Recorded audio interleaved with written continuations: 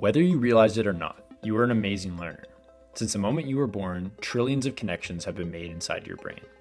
These connections help us link information from our outside world with actions we must take to survive. Some of these actions we don't need to think about, like breathing, whereas others require lots of focus and attention. Our brain uses feedback about the success of our actions to help us adapt and prepare for future attempts. This rule is summarized by the SAID principle. The SAID principle states that specific adaptations follow imposed demands.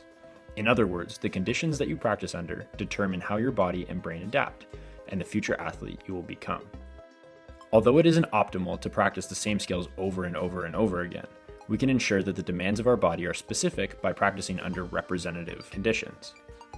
One way we can make sure practice is representative is by matching the complexity of competition. Gentile's taxonomy is a tool that classifies the complexity of tasks based on the presence of 4 factors: body movement, environment movement, object manipulation, and intertrial variability. Tasks that lack these characteristics are considered the simplest, while tasks that have all of them are considered the most complex. Sports like hockey, soccer, and basketball all fall into the most complex category. So when we're training for these sports, it's important to train under similarly complex conditions as often as possible. For example, by playing. In addition to playing, athletes and coaches can make learning environments more representative by manipulating what's called constraints. Constraints are aspects of a task, environment, or individual that affect how a skill is performed. For instance, trying to bounce a basketball on concrete versus sand.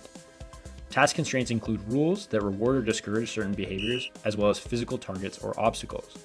Environmental constraints include the dimensions and surface material of the task area. Internal constraints include an athlete's skill level and strength. Team and individual practices can be designed using constraints to pull desired behaviors out of athletes, rather than push athletes to move and act in a specific way. The result is an athlete that is more adaptable. In summary, the simplest, most effective way of training for any sport is by practicing under representative conditions. Practices can be made more representative by matching the level of complexity and manipulating constraints. For more information and resources on practice design, please visit hypaethral.ca/practice.